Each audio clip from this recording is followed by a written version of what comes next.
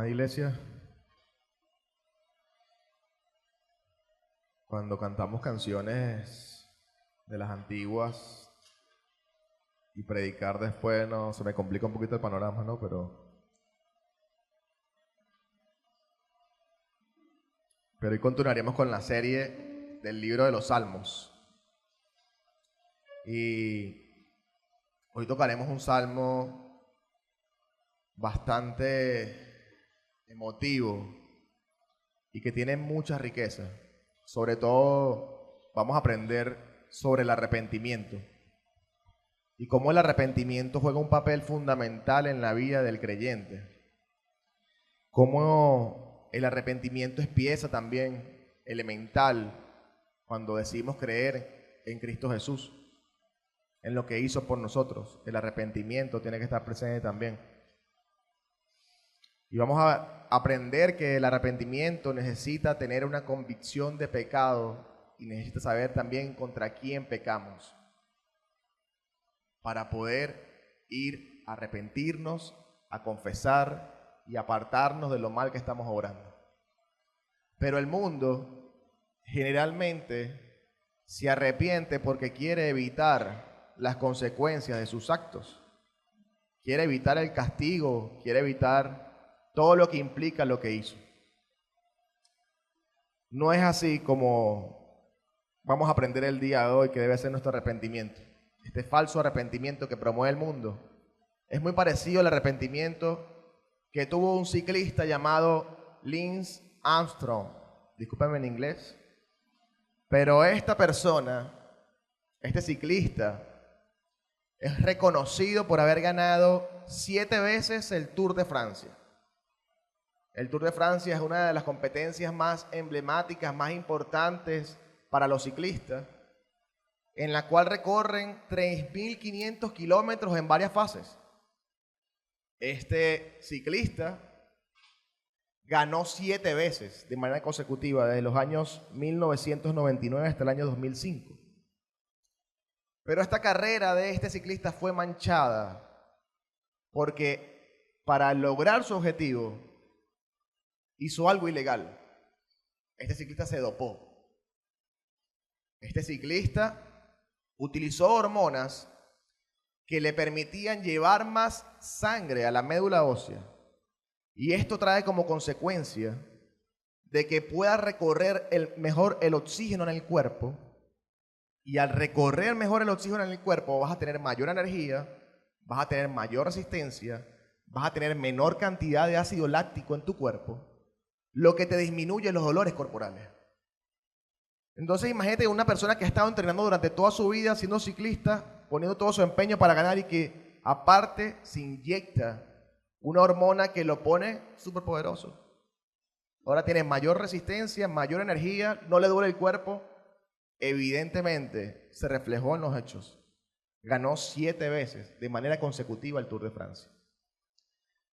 Y muchos ya les parecía extraño su proeza, dado lo difícil que es. Eso no quiere decir que todos los que ganan así sobrenaturalmente, como Michael Phelps, que es un nadador increíble, no quiere decir que él se dopaba, pero sus competidores, sus contrincantes estaban sorprendidos de su rendimiento y lo culpaban de dopaje. Pero para la época, comprobar el dopaje era muy complicado. Y no solamente eso, sino que este ciclista contó con la ayuda de especialistas que le introducían ese dopaje por vía intravenosa, lo que hacía más complicado averiguar si era cierto o no que este ciclista cometió tal infracción. Pero para el año 2012, luego de tan profundo que se puso todas las investigaciones de este tema, Estados Unidos, mediante su comité de antidopaje, logró determinar que este ciclista sí se dopaba y por eso ganó las competencias que ganó. Lo que trajo como consecuencia de que eliminaran todos sus títulos, todos sus reconocimientos. Las marcas que lo patrocinaban lo dejaron atrás, lo dejaron a un lado. Él seguía empeñándose en no reconocer su acción, en no arrepentirse. Pero fue en una entrevista en el año 2013 con Oprah en el que reconoce que sí se dopó. Y para los que muchos pensamos que era un arrepentimiento genuino, al reconocer su error, al pasar el tiempo, fue evidente de que no se arrepintió. Porque en entrevistas posteriores, este ciclista manifestó que para la época era una práctica común doparse y que él lo hizo porque él haría todo lo que sea posible para ganar. Entonces, esto evidencia de que su arrepentimiento no vino desde el consentimiento de sus malas acciones. Y no vino simplemente porque le quitaron todos sus títulos, le quitaron la fama, le quitaron su patrocinio, todo lo que representaba, y esta persona se arrepintió. Nosotros hoy vamos a comprender cuál es ese arrepentimiento que Dios demanda de nosotros. ¿Cómo podemos lograr ese arrepentimiento? ¿Cómo llegamos hasta allí? Y esto habla mucho de un corazón que debe estar limpio. Y ese es el título de esta enseñanza, un corazón limpio. Y vamos a estar recorriendo el Salmo 51. Les acompaño a que lo lean conmigo, abran sus Biblias y leamos el Salmo 51, que dice así. Leamos primero las letras pequeñas, que dice: para el director del coro, Salmo de David. Cuando después que se llegó a Betsabé, el profeta Natán lo visitó. Dice el versículo 1. Ten piedad de mí, oh Dios, conforme a tu misericordia. Conforme a lo inmenso de tu compasión, borra mis transgresiones. Lávame por completo de mi maldad y límpiame de mi pecado, porque yo reconozco mis transgresiones y mi pecado está siempre delante de mí. Contra ti solo he pecado y he hecho lo malo delante de tus ojos, de manera que eres justo cuando hablas y sin reproche cuando juzgas. Yo nací en iniquidad y en pecado me concibió mi madre. Tú deseas la verdad en lo más íntimo y en lo secreto me harás conocer sabiduría. Purifícame con hisopo y seré limpio. Lávame y seré más blanco que la nieve. Hazme oír gozo y alegría. Haz que se regocijen los huesos que has quebrantado. Esconde tu rostro de mis pecados y borra mis iniquidades. Crea en mí, oh Dios, un corazón limpio y renueva un espíritu recto dentro de mí. No me eches de tu presencia y no me quites de tu Santo Espíritu. Restitúyeme el gozo de tu salvación y sosténme con un espíritu de poder. Entonces enseñaré a los transgresores tus caminos y los pecadores se convertirán a ti. Líbrame de los delitos de sangre, oh Dios, Dios de mi salvación. Entonces mi lengua cantará con gozo tu justicia. Abre mis labios, oh Señor, para que mi boca anuncie tu alabanza, porque tú no te deleitas en sacrificio, de lo contrario yo lo ofrecería. No te agrada el holocausto. Los sacrificios de Dios son el espíritu contrito. Al corazón contrito y humillado, oh Dios, no despreciarás. Haz bien con tu benevolencia, Sión, edifica los muros de Jerusalén. Entonces te agradarán los sacrificios de justicia, el holocausto y el sacrificio perfecto. Entonces se ofrecerán novillos sobre tu altar. Es un reto recorrer este salmo en una sola enseñanza, por lo que vamos a estar viendo, según el esquema que he preparado para ustedes, un poco de lo mucho que podríamos aprender de este salmo. Cuando recorramos juntos este salmo vamos a llegar a la siguiente conclusión o esta idea principal, y es que un corazón limpio se arrepiente profundamente de su pecado y da fruto. Un corazón limpio se arrepiente profundamente de su pecado y da fruto. Y para llegar a esta conclusión vamos a tener esta siguiente estructura. En la primera parte de esta enseñanza vamos a recorrer un clamor por misericordia. Vamos a recorrer, pónmela ahí, Lorian, por favor. Un corazón sucio clama por misericordia, versículos del 1 al 4. Versículos del 5 al 12 vamos a recorrer las evidencias de un corazón sucio y la súplica por un corazón limpio. Y la última parte vamos a ver el fruto de un corazón limpio. Esta es la estructura, esta es la conclusión ya le tomaron su fotico, ya podemos comenzar a profundizar un poco más en el tema. Pero antes, vamos a orar, que es lo más importante. Oremos para pedirle al Señor que nos ayude a entender este tema que está profundo, pero que es tan importante para nuestras vidas como lo es el arrepentimiento. Oremos, hermanos. Acompáñame a orar, por favor. Amado Padre, te doy las gracias, Señor, por estar aquí, reunido con tu iglesia, para aprender una vez más tu maravillosa palabra. Te pido que podamos conocer más este tema del arrepentimiento y darnos cuenta de lo mucho que te fallamos, Señor, y de lo importante que es reconocer nuestro pecado como lo que es. Ayúdame, Señor. Ayúdame que tu poder se manifieste en mi debilidad, Señor. Te lo pido en el nombre de Cristo Jesús. Amén. Antes de iniciar, para profundizar esta estructura, primero quisiera comentarles algo muy importante que hemos aprendido en los talleres de explicación expositiva que hacemos los pastores. Y es que es fundamental conocer el contexto de lo que estamos leyendo. Ese contexto puede ser la parte histórica que rodea el mensaje que estamos leyendo. Ese contexto puede ser la parte cultural que influyó para que esto sucediera, este escrito sucediera. Y ese contexto también son los versículos anteriores y posteriores que nos sirven para saber cuál es la idea de la que viene dando el autor. Ahora bien, con el tema de los salmos pasa algo muy interesante, y es que un salmo generalmente no tiene que ver con el otro. O sea, no tenemos un contexto de que el autor viene hablando de una idea y sigue hablando de otra.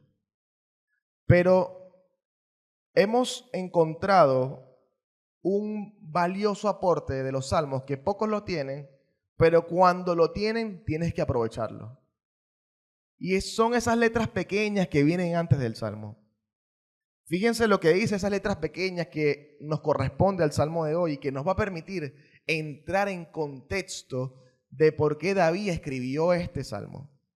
Dice: para el director del coro, salmo de David, cuando después que se llegó a Betsabé, el profeta Natán lo visitó.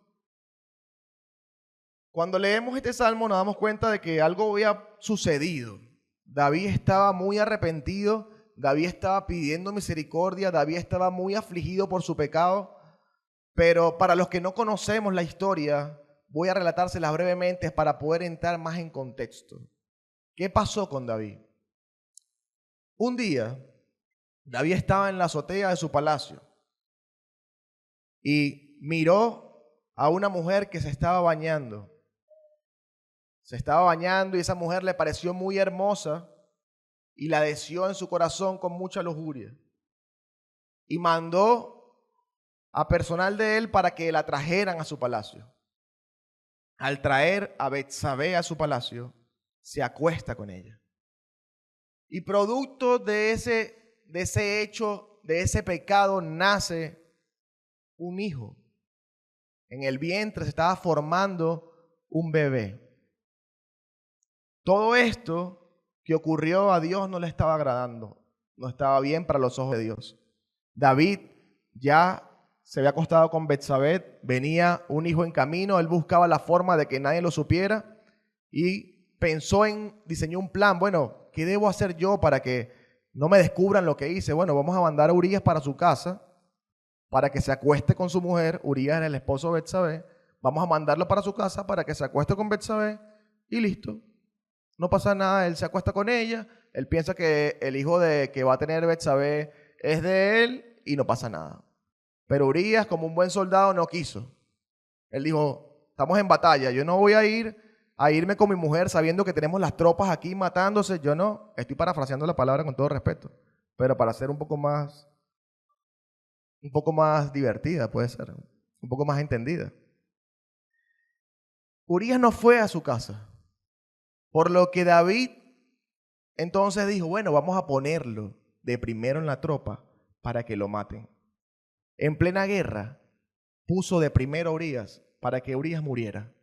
Y así, él podía quedarse con Betsabé y no pasaba nada. Pasó eso. Pusieron a Urías de primero y Urías muere en la batalla. Esto trajo como consecuencia que a Dios no le agradó lo que estaba haciendo David y mandó a un profeta a confrontar a David por lo que él había hecho. Y este profeta utilizó una historia que llevó a David a evidenciar lo mal que había hecho. Este profeta le dijo, David, te voy a contar una historia. Habían dos hombres, un hombre rico y un hombre pobre. El hombre rico tenía muchas ovejas y muchas vacas. Tenía muchas cosas. Y el hombre pobre tan solo tenía un corderito, una ovejita.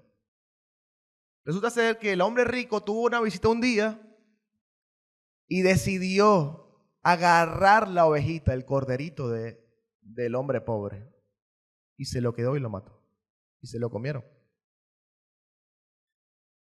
¿Qué opinas tú de ese hecho?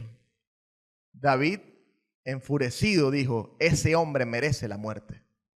Es más, ese hombre debería pagar 4 veces más de lo que significaba ese corderito para esa persona. Natán le dice, David, ese hombre eres tú.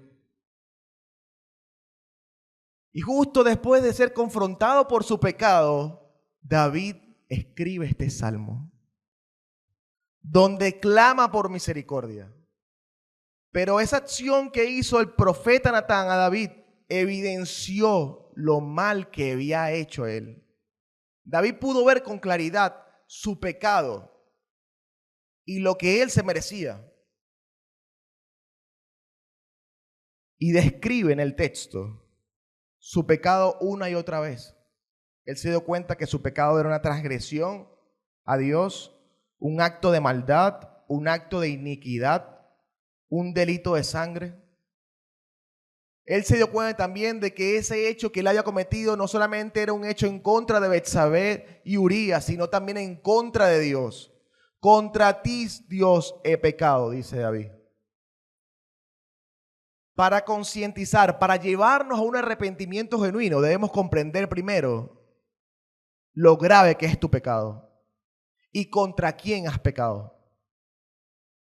Si tú no entiendes lo grave que es tu pecado y que has pecado directamente contra Dios, más allá de los hombres, es muy difícil que te lleves al arrepentimiento. Son 2 elementos importantes que deben estar presentes. Tener presente lo grave que es tu pecado. Sea lo que sea que tú hagas, es grave el pecado. Es un pecado, hermanos. Porque el problema está que lo minimizamos. El problema está que nosotros, humanamente hablando, minimizamos el pecado, entonces decimos una mala palabra y decimos, no pasa nada. ¿Qué tanto? Nadie me escucharon nada más mis panas y ya. O tienes un mal pensamiento y dices, no, bueno, pero no pasa nada. ¿Quién se dio cuenta de que pensé eso del hermano o de la hermana que me cae malísimo? O tú una mala cara, bueno, pero al menos no le pegué, se lo merecía que le pegara. Yo simplemente lo miré mal. Y poco a poco vamos minimizando el pecado. Y para lo que a nosotros nos parece, humanamente, nos parece algo grave o algo menor, pecado es pecado, hermano. Y por ese pecado murió Cristo. Sea grande o sea pequeño, por ese pecado murió Cristo. Y ese pecado necesita que tú te arrepientes, que tú lo confieses para que te apartes de él y recibas la misericordia del Señor. Pero el mundo nos acostumbra y quiere que veamos lo malo como si fuese bueno. Y poco a poco el pecado va llenando tu corazón. Va ahí apropiándose de cada terreno de tu vida. Un poquito de una película inmoral por aquí, un poquito de una música que no tienes que escuchar, un poquito de una mentira porque llegaste tarde al trabajo y bueno, una mentirita blanca no le hace daño a nadie, hermano. Es pecado. Es un pecado por el cual murió Cristo y tienes que arrepentirte de lo que estás haciendo.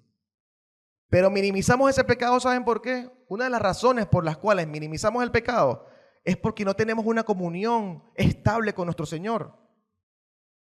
Porque cuando leemos la palabra de Dios cumple su propósito en nuestra vida. ¿Cuál es el propósito de la palabra de Dios? Toda escritura es inspirada por Dios Y es útil para enseñarnos lo que es verdad, para hacernos ver lo que está mal en nuestra vida. Nos corrige cuando estamos equivocados y nos enseña a hacer lo correcto. Entonces, cuando tú estás sumergido en las Escrituras, estás más consciente de tu pecado. Cuando estás en oración y te expones a tu Padre en oración, tú estás consciente de que hay muchas cosas que están en ti, que estás viniendo delante de tu Padre y te confrontas y empiezas a confesar tu pecado delante de tu Señor. Cuando estás en comunión con la iglesia, mucha gente invierte en ti y te confronta por tu pecado. Cuando estás en comunión con tu Padre, con todos los elementos que Él ha dispuesto, tú eres más consciente de lo pecador que eres. Y al estar más consciente de lo pecador que eres, te arrepientes mucho más. Un creyente verdadero debería arrepentirse a diario porque a diario pecamos. Les pregunto, ¿nos arrepentimos a diario? ¿Tú te arrepientes a diario? A diario vas delante del Padre con la conciencia de que pecaste, sea grave o no, pero clamando desesperadamente por su misericordia. Digno de evaluar, digno de pensar, hermanos. Debemos arrepentirnos de nuestro pecado y darnos cuenta de lo malo que es, darnos cuenta de lo grave que es, darnos cuenta de que hemos fallado contra Dios. David se dio cuenta de esto. David se dio cuenta de lo malo que era su pecado y que había pecado contra Dios. Y dice el Salmo, como comienza: ten piedad de mí, oh Dios, conforme a tu misericordia. Conforme a lo inmenso de tu compasión, borra mis transgresiones, lávame por completo de mi maldad y límpiame de mi pecado. Porque yo reconozco mis transgresiones y mi pecado siempre está delante de mí. Contra ti solo he pecado y he hecho lo malo delante de tus ojos. David reconoció su pecado. David reconoció lo malo que hizo. David se dio cuenta que transgredió la ley de Dios. David se dio cuenta que pecó contra Dios y lo llevó al arrepentimiento. Y este arrepentimiento trajo consigo un clamor por misericordia, porque David sabía que hay un Dios que es justo.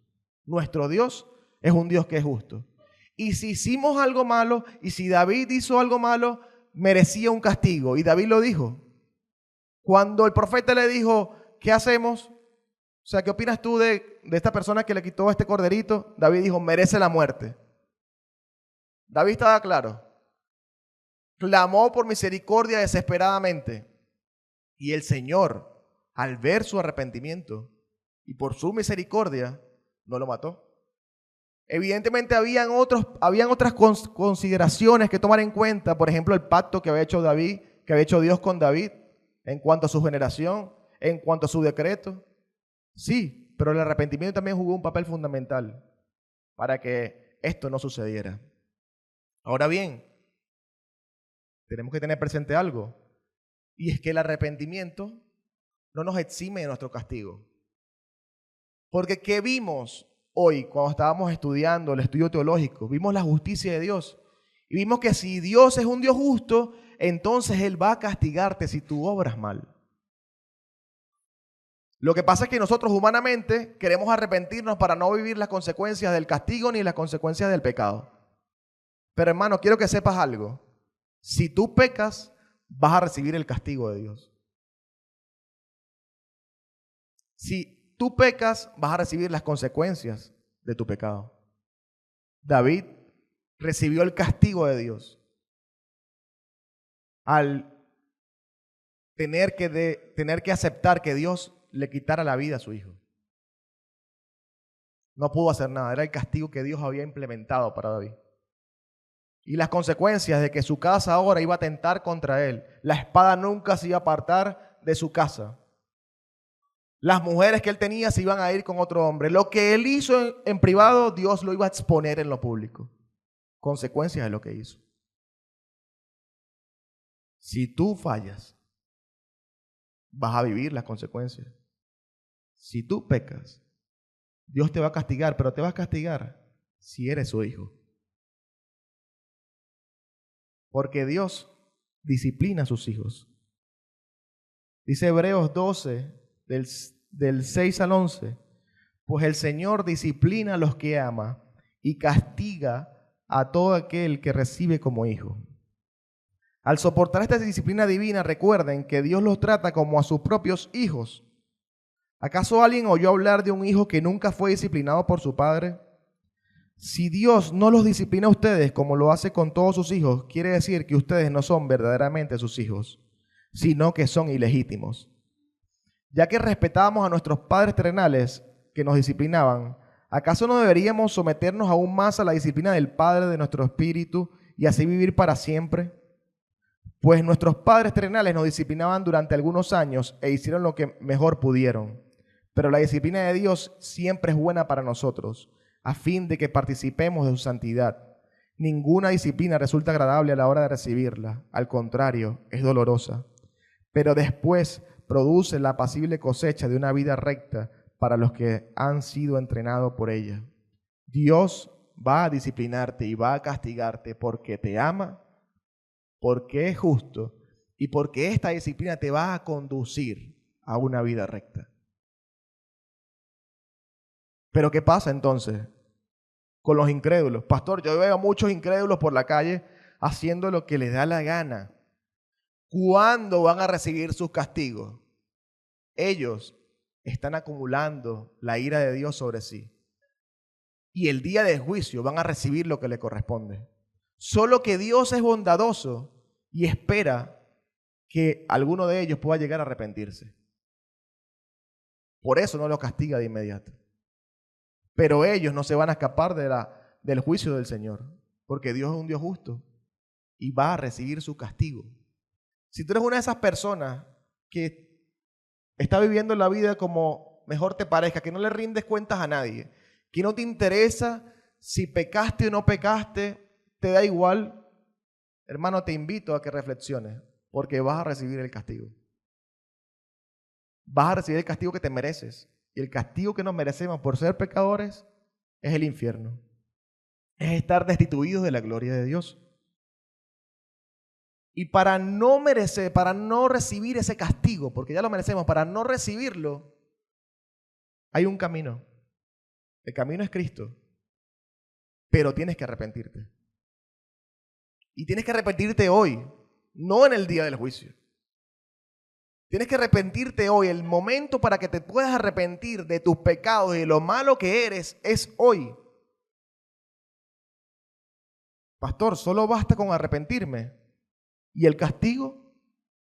El castigo lo recibió Cristo en la cruz. Cristo Jesús recibió el castigo que tú y yo no merecíamos para salvarnos. Cristo Jesús, mediante su muerte, consumó su obra y nos salvó del pecado y nos salvó de la muerte, y lo hizo también con su resurrección. Cristo recibió la ira de Dios que tú y yo nos merecíamos a causa de nuestro pecado. Allí está la justicia de Dios presente. Eso no se podía quedar, el pecado de la humanidad no se podía quedar así. Era necesario que alguien recibiera el castigo. Y si por medio de un hombre Adán el pecado entró al mundo, por medio de un hombre Cristo, la salvación y la vida está ahora disponible para nosotros. Entonces, tenemos que arrepentirnos de nuestros pecados, arrepentirnos y creer en lo que Cristo hizo por nosotros, en que Él recibió el castigo que nos merecíamos, creer mediante la fe, porque no lo vimos, y entender y aceptar ese maravilloso regalo que es por gracia, es por la misericordia del Señor. ¿Y qué pasa si seguimos pecando, hermanos? Tenemos la oportunidad de arrepentirnos. Pero mira lo que dice Juan, capítulo 1, capítulo 2, primera de Juan, capítulo 2, verso del 1 al 2. Pero si alguno peca, tenemos un abogado que defiende nuestro caso ante el Padre, es Jesucristo, es que el que es verdaderamente justo. Él mismo es el sacrificio que pagó por nuestros pecados, y no solamente por los nuestros, sino también por los de todo el mundo. ¿Quieres tener un abogado el día del juicio? Yo quiero tenerlo. Yo anhelo que esté ahí. Lo creo por la fe. Ese abogado en el día del juicio va a defender tu causa porque ese abogado entregó y pagó por los crímenes que tú cometiste, por los pecados que tú cometiste. Jesucristo, nuestro abogado. Vimos entonces, hermanos, cómo David se dio cuenta de su pecado. Se dio cuenta de que había fallado contra Dios y clamó por misericordia. Pero ahora, en esta segunda parte, vemos a partir del versículo 5 que él está profundizando y se está dando cuenta de que ese pecado fue algo que vino desde más de su interior. Es algo que casi que él no pudiera controlar, la razón por la cual lo llevó a pecar como lo hizo. Dice que yo nací en iniquidad y en pecado me concibió mi madre. Lo que lo lleva a suplicar entonces, si él se está dando cuenta que tiene un corazón sucio, él anhela entonces un corazón limpio. Y hace una súplica para que Dios le permita tener un nuevo corazón, un corazón limpio. Pero en medio de esta súplica vemos que él deja unas evidencias de lo que produce un corazón sucio, de lo que produce una falta de arrepentimiento en nuestra vida. Y la evidencia es, él dice que sus huesos habían sido quebrantados, que su gozo de su salvación no estaba presente. Cuando nosotros decidimos pecar y ocultarlo y no arrepentirnos, podemos llegar a tener consecuencias no solamente en nuestras emociones, sino también en nuestro físico. Cuando nosotros decidimos pecar y ocultarlo y no confesarlo y no arrepentirnos, ese gozo de la salvación, esa comunión que tú tienes con tu Padre ha sido como que interrumpida por este pecado en el que no te deja tener una comunión y una paz directamente con Él. A pesar de que nada puede separarte del amor de Dios, a pesar de que Dios está siempre con nosotros, el pecado afecta la comunión con tu Padre.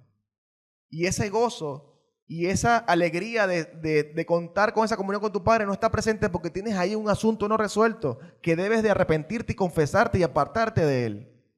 David lo estaba experimentando y anhelaba volver a tener esa comunión con su Padre, volver a tener esa alegría, ese gozo de su salvación, a quitarse esos problemas emocionales y mentales que después se evidencian en nuestro cuerpo a causa del pecado. Arrepiéntete. Arrepiéntete porque mucho de lo que puede estar pasando en tu corazón, mucha tristeza, muchas condiciones de tu físico, de tu mente, de tus emociones, pueden haber asuntos no resueltos. Y la salida de ese problema es el arrepentimiento. Es confesar tu pecado. Y tenemos un Dios que al hacerlo nos perdona. Dice 1 Juan 9, pero si confesamos nuestros pecados a Dios, Él es fiel y justo para perdonarnos nuestros pecados y limpiarnos de toda maldad. Él nos limpia y nos purifica de toda maldad. David suplicaba tener un corazón nuevo, porque su corazón contaminado no le permitía tener una comunión directamente con el Padre como él quería tenerla. Anhelaba que Dios lo limpiara. Quería tener un corazón que fuera mucho más fácil obedecer al Señor. Quería tener un corazón que fuera limpiado con hisopo. Y él utiliza este instrumento, el hisopo, haciendo referencia a como lo usaban en el Antiguo Testamento. El hisopo lo usaban en el Antiguo Testamento para regar y juntar la sangre del sacrificio para purificar los pecados. No sé que esta referencia no está ahí por nada. Él hace referencia a esto porque la sangre purifica los pecados y lo hace mediante ese hisopo que él está pidiendo que purifique su corazón y su vida. Hermanos, David pide un nuevo corazón que les permita obedecer y estar mejor en comunión con su Señor. Y este corazón que él pide, al recibirlo, él da como una promesa.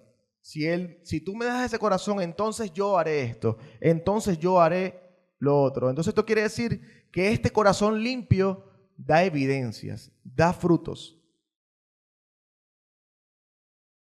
Y yo recorrí este texto y saqué 5 evidencias que vamos a verla en este momento. 5 evidencias que demuestran que hay un corazón limpio. Lo tenemos allí en pantalla. Dice, un corazón limpio conduce a los pecadores al arrepentimiento. Un corazón limpio exalta al Señor. Un corazón limpio se arrepiente de su pecado y no solamente vive de formalidades.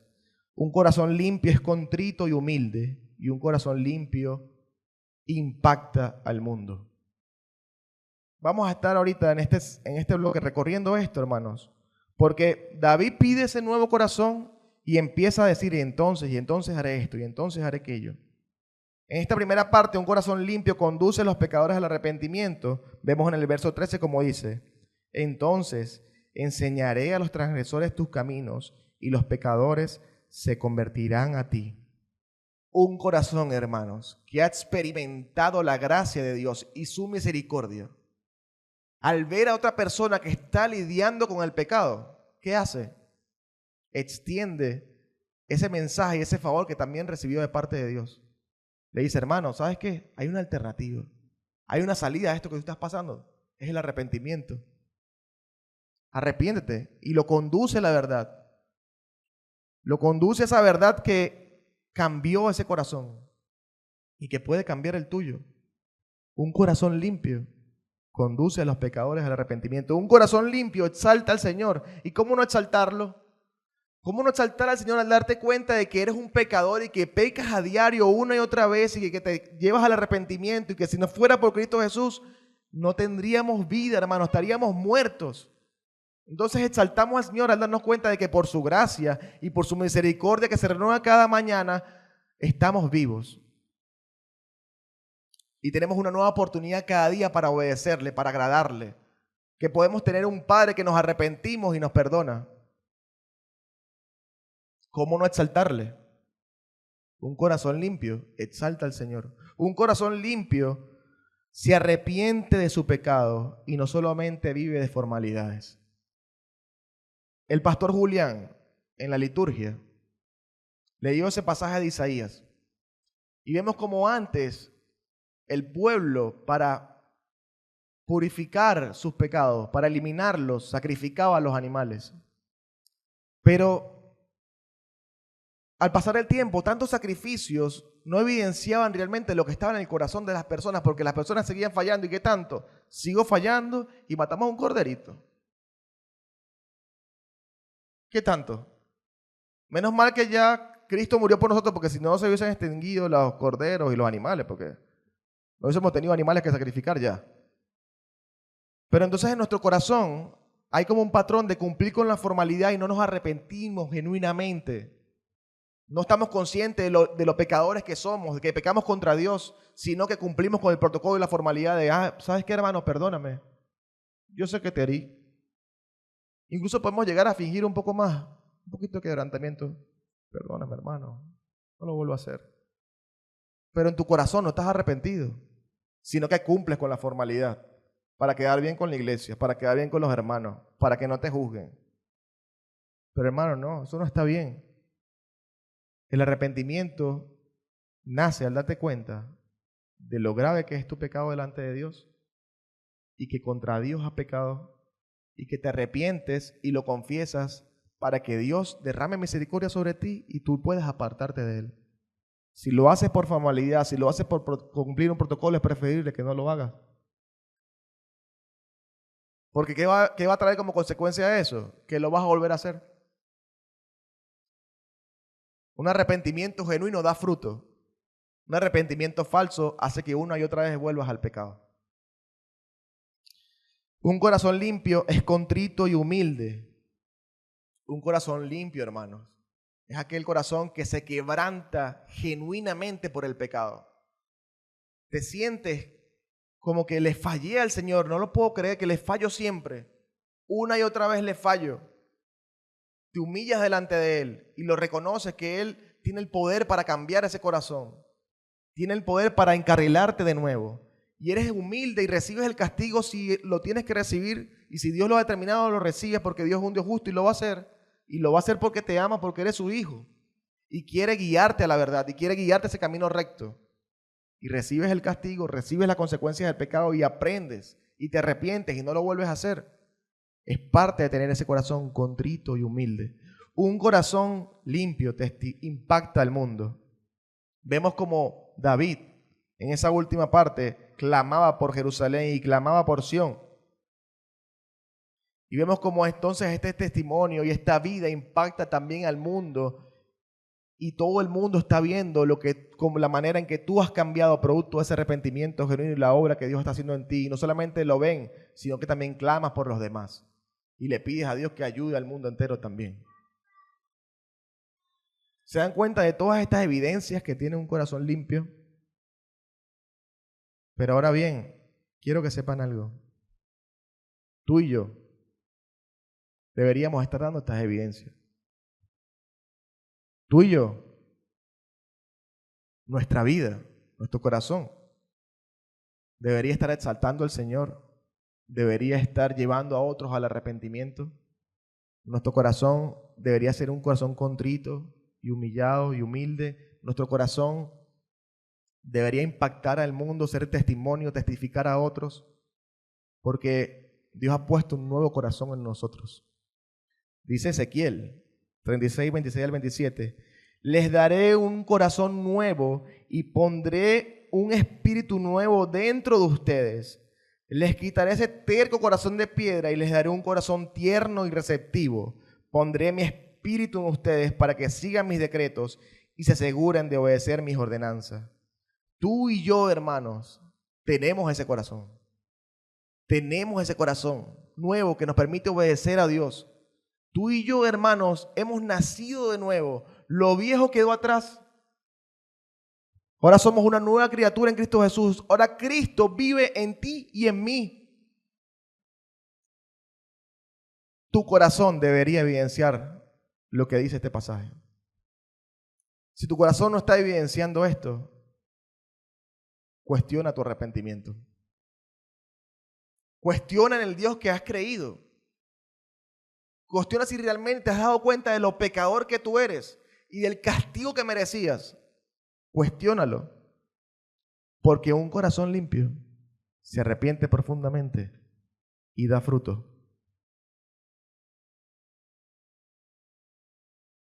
Cuestionemos nuestra vida, hermanos. Y si quieres, y sientes que tienes la oportunidad hoy de arrepentirte porque la tienes, entonces acompáñame a orar. Acompáñame a orar para pedirle perdón a Dios.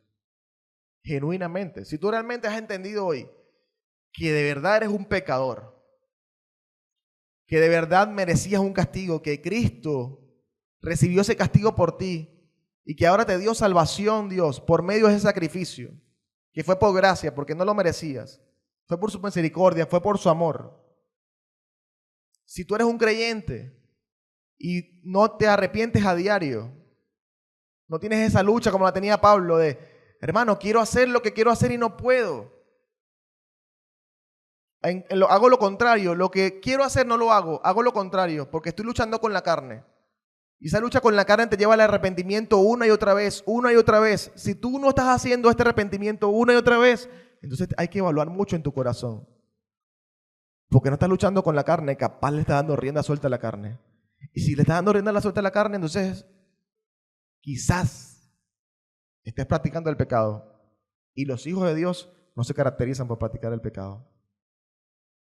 Entonces, vamos a arrepentirnos, hermanos. Quiero cuestionar o poner en duda tu fe. Evidentemente sí. Pero hoy tenemos la oportunidad nuevamente de arrepentirnos. Hoy la tenemos. Así que si quieres arrepentirte por tus pecados, vamos a orar. Únete en oración conmigo.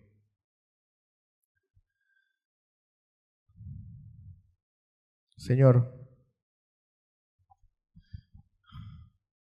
perdónanos, Padre. Perdónanos porque muchas veces hemos minimizado el pecado y no lo vemos como lo que es, como el pecado por el cual tú entregaste a tu Hijo para salvarnos.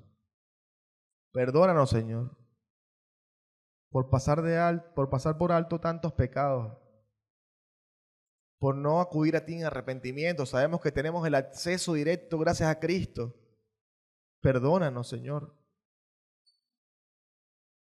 Perdónanos, Padre. Estamos conscientes de los pecadores que somos y que solo contra ti hemos pecado, Señor. Solamente contra ti hemos pecado.